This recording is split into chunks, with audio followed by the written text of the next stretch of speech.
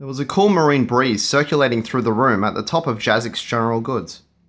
The Tauren who paced there nervously, his black coat and white markings clearly identifying him as a Grim Totem, was glad of it, although the openness bothered him. Still, this is where he had been told to come. "Hey, you made it! Good!" came a voice behind him. The Tauren turned and nodded as Gazlo, the goblin leader of Ratchet, climbed the stairs and gave him a wave. "Don't worry, this is my town. Long as you're here, you're safe. I understand your boss has a proposition for me." The Grim Totem nodded. "Indeed." Gazlo indicated a table and 2 chairs. The Tauren sat down, carefully at first, then a little bit more confidently, as he realized the chair would support his much greater weight. "We need several items." Gazlo fished out a pipe from his jacket pocket and a small pouch of herbs. He filled it as they spoke. "I can get you most anything, but not for free. Nothing personal, just business, you know?" The Tauren nodded. "I am prepared to pay for your services. Here is our list." He shoved a small rolled-up parchment across the table at the goblin. Gazlo wasn't about to be rushed, though, and finished tamping down the herbs and lighting the pipe before he reached out a green hand and accepted the list. His eyes widened.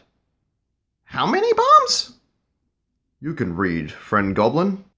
"I thought that was an extra 0, or maybe 2. His mouth curled around the stem of the pipe. My. Looks like I might be able to buy myself an additional vessel. Maybe an additional town." His eyes flitted to the Grim Totems. "You sure you can pay?" For answer, the Tauren untied a sack from his belt. It was larger than his mammoth fist and made a pleasant clinking sound as it landed on the table. "Count it all if you like. I was told you charged a fair rate." "Even a fair rate would be a small fortune," Gazlo said.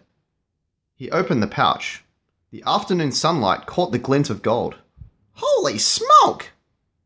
"Can you get me all the items on the list?"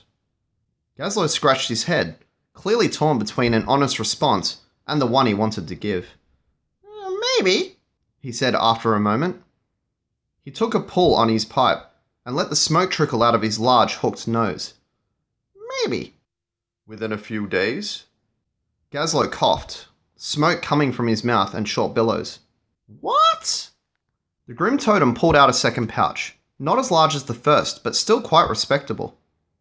"My boss understands that one needs to pay extra for rush jobs." The goblin whistled softly. "Your boss is smart," he said. He eyed the list again and sighed. "It's gonna be tough, but yeah, I can get all of this for you." He hesitated. The Grim Totem sat patiently. A private war was clearly going on inside the goblin's head. With a sigh that was low and pained, Gazlo pulled out a fistful of coins from the second pouch, then shoved the rest back at the Tauren. The Grim Totem looked up at him, confused. A goblin not taking money freely offered? "Listen," Gazlo said. "Don't spread this around, but I support what you're trying to do." The Tauren blinked. "I am glad." Gazlo nodded, then rose. "I'll have them for you in 4 days, no sooner." "That is acceptable." The Tauren rose, too, and turned to leave. "Hey, Grandpa?" The Grim Totem turned. "Tell Bane, I always liked his dad." Stormsong Grim Totem smiled softly. "I will." The army was on the move. Although Bane was secure in his decision not to seek revenge against Garrosh Hellscream, he was not about to ask that rash orc for aid. That meant that he was on his own. Fortunately, the story of Magath's treachery was beginning to spread. Camp Majache had not fallen to the Grim Totem yet, but everyone there was desperately fighting. They could spare no reinforcements.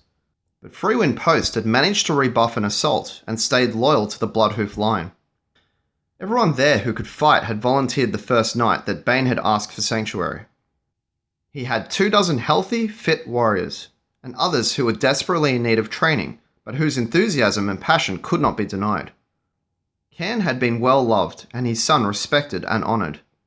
There was no question that any Tauren who was not a Grim Totem, or living in fear of them, would rally to Bane's side.